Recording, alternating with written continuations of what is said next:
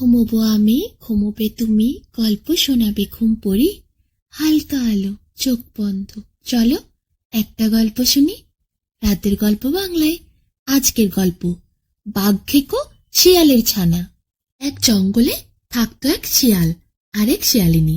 তাদের 3টি ছানা হয়েছিল, কিন্তু তাদের কোনো থাকবার জায়গা ছিল না। শিয়াল আর শিয়ালিনী অনেক খোঁজাখুঁজি করছিল একটা গর্তের জন্য, কিন্তু তারা গর্ত আর খুঁজে পাচ্ছিল না। তারা ভাবছিল ছানাগুলোকে এখন কোথায় রাখবে। একটা গর্ত না হলে ওরা তো বৃষ্টিতে ভিজে মরবে। শিয়াল আর শিয়ালিনী কি করবে, একটা গর্ত তো তাদের চাই। তারা আরো কিছুদিন গর্ত খুঁজল, কিন্তু গর্ত কোথাও পাওয়া যাচ্ছিল না।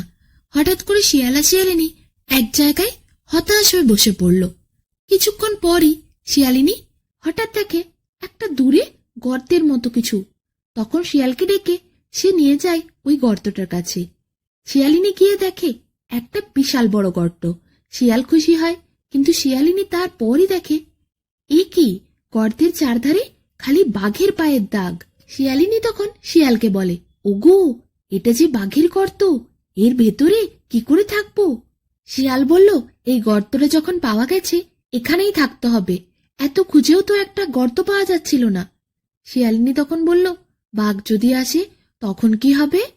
শিয়াল বলল, তখন তুমি ছানাগুলোর গায়ে চিমটি কাটবে, তাতে তারা সব চেঁচাবে, আর আমি তখন জিজ্ঞেস করব ওরা কাঁদছে কেন। তখন তুমি বলবে ওরা বাঘ খেতে চায়। তা শুনে শিয়ালিনী হেসে বলে, বুঝেছি, আচ্ছা বেশ, তাই হবে। এই বলে খুশি হয়ে গর্তের ভেতরে ঢুকে যায়। শিয়াল তার সব ছানাদেরকে নিয়ে সেই গর্তের ভেতরেই রেখে দেয়। এমনি করে বেশ কয়েকদিন কেটে গেল। তারপর বাঘ এলো। বাঘ আসছে বুঝেই শিয়ালিনী তার ছানাগুলোকে ধরে চিমটি কাটলো। তখন ছানাগুলো খুব জোরে চেঁচালো। শিয়াল তখন তার গলার আওয়াজটা খুব মোটা আর বিশ্রী সুর করে বলল, কি হয়েছে, খোকারা কাঁদছে কেন? শিয়ালিনী বিশ্রী সুরে বলল, ওরা বাঘ খেতে চায়, তাই কাঁদছে। বাঘ তো গর্তে ঢোকার আগেই সেটা শুনতে পেয়ে গেল। ওরা বাঘ খেতে চায়, এই কথাটা শোনার পরই বাঘ সেখানেই থমকে দাঁড়ালো, আর গর্তের ভেতর যেতে পারল না। সে ভাবল, বাবারে, আমার গর্তের ভেতরে না জানি কি ঢুকেছে, ভয়ানক রাক্ষস হবে নিশ্চয়, না হলে ওদের খোকারা আবার বাঘ খেতে চায়।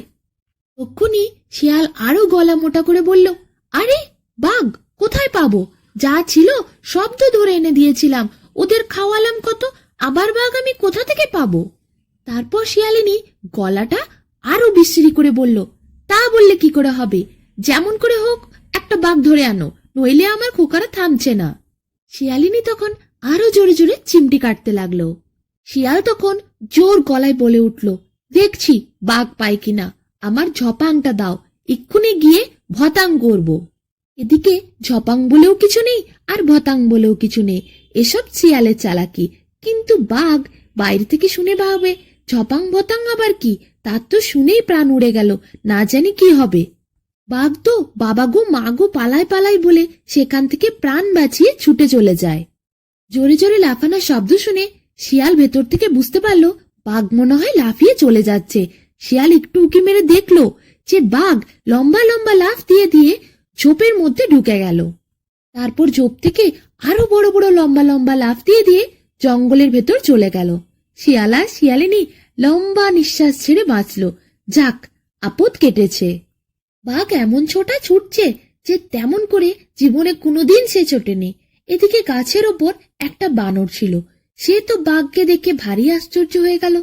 ভাবলো, বাঘ এমনি করে ছুটছে, কি ব্যাপার, এত জোরে তো বাঘকে কোনোদিন ছুটতে দেখিনি, এ তো সহজ কথা নয়, নিশ্চয়ই ভয়ানক কিছু হয়েছে। সে হঠাৎ উপরে গাছের থেকে বাঘকে ডাক দিল, বাঘ ভাই, বাঘ ভাই, কি হয়েছে তোমার, তুমি অমন করে ছুটে পালাচ্ছ? বাঘ হাঁপাতে হাঁপাতে বলল, সাধে পালাচ্ছি কি, নইলে এক্ষুনি আমায় ধরে খেত। বানর বলল, তোমাকে ধরে খেত? কে গো, কে এমন জানোয়ার যে তোমাকে ধরে খাবে? আমার তো এ কথা বিশ্বাসই হচ্ছে না। বাঘ বলল, যদি আমি সেখানে থাকতাম বাপু, তোমাকে দেখাতাম। দূর থেকে অমনি সবাই বলতে পারে, কিন্তু কাছে যদি তুমি যেতে, তুমি বুঝতে পারতে কেন আমি ছুটছি। বানর বলল, তোমার কথা আমি বিশ্বাস করতে পারলাম না বাপু, তোমাকে খাবে এমন কোনো জানোয়ার নেই, বাঘ খায় এমন কোনো জানোয়ারের কথা তো আমি শুনিনি। তুমি বোকা, তাই তুমি মিছিমিছি ভয় পেয়েছো। আমার মনে হয় তোমাকে কেউ বোকা বানিয়েছে। বাঘের এ কথা শোনার পর ভারী রাগ হলো। সে বলল, বটে, আমি বোকা, আর তোমার বুদ্ধি বুঝি ঢের। চলো তো একবার সেখানে যাই। বানর বলল, যাবো বই কি, যদি আমাকে পিঠে নিয়ে যাও তাহলেই যাব। বাঘ বলল, তাই চলো, আমার পিঠেই বসে চলো। এই বলে বানরকে পিঠে করে নিয়ে গর্তের দিকে চলল বাঘ। এদিকে শিয়াল আর শিয়ালিনী সবে ছানাগুলোকে একটু শান্ত করে বসেছে। অমনি দেখে বানরকে পিঠে করে বাঘ আবার আসছে। তখন শিয়ালিনী তাড়াতাড়ি করে ছুটতে গিয়ে ছানাগুলোকে আবার চিমটি কাটতে থাকে। ছানাগুলো ভূতের মতো চেঁচাতে থাকে। যেই বাঘ আর বানর গর্তের কাছাকাছি এসেছে, অমনি শিয়াল আবার সেই রকম সুর করে বলে, আরে থামো থামো, অত চেঁচাও না, অসুখ করবে। শিয়ালিনী বলে, আমি বলছি যতক্ষণ না একটা বাঘ এনে দেবে ততক্ষণ ওরা কিছুতেই থামবে না। শিয়াল বলল, আরে আমি ওদের মামাকে বাঘ আনতে পাঠিয়েছি, এক্ষুনি সে বাঘ নিয়ে আসবে, তোমরা থামো তো। এরপর শিয়ালিনী বলে, ওরে তোরা চুপ কর, বাঁদর মামা গেছে একটা বাঘ ধরে আনতে, কাঁদিস নে, চুপ কর, শিগগিরই ঝপাংটা দে, ভতাং করি।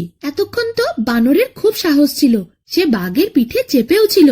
কিন্তু যেই বানরের কথাটা বাঘ শুনলো যে বানর মামাকে বাঘ আনতে পাঠানো হয়েছে, তখনই বাঘ ভাবলো যে বানর হয়তো তাকে ফাঁসিয়ে এনেছে বাঘ খাওয়াবে বলে। বানরকে ফেলে বাঘ তো সরিয়ে দাঁড়ালো, আর বানর অমনি বাঘের পিঠ থেকে ধপাস করে মাটিতে পড়ে গেল। এদিকে বাঘ, সে তো ভারী রেগে গেল। সে বানরকে ভুল বুঝলো আর ভাবলো বানর বাঘ খাওয়াতে বাঘকে বোকা বানিয়ে এখানে এনেছে। এদিকে শিয়াল, সে তো জোরে জোরে চিমটি কেটেই চলেছে ছানাগুলোকে, আর ছানাগুলো আরো জোরে জোরে চেঁচাচ্ছে।